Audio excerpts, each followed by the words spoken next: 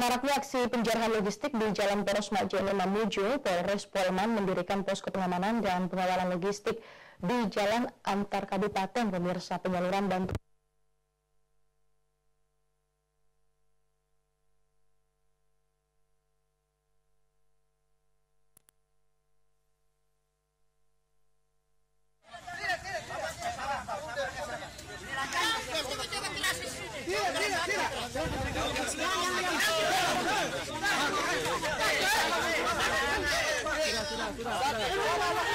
Penjarahan yang terjadi di Jalan Poros Majene Polman yang belakangan ini viral di media sosial membuat Polres Polman mendirikan posko pengamanan dan pengawalan logistik yang terletak di Jalan Dr. Ratulangi, tepatnya di depan gedung Gadis Polewali.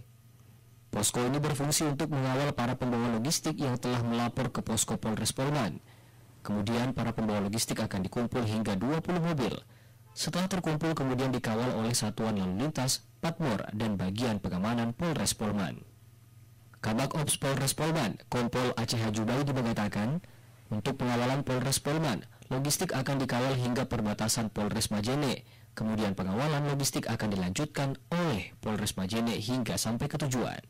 Hasil koordinasi kami dengan Kabak Ops Polres Majene, karena itu sudah masuk wilayah Majene, akhirnya kita sepakat bahwa pengawalan posko Polres Polman yang di Polewali ini kami kawal sampai di Polres Majene. Setelah itu kami serahkan ke Polres Majene, dia yang melanjutkan pengawalan sampai ke Makata atau sampai ke Malunda, Bukit Tinggi, dan maupun ke Mamuju.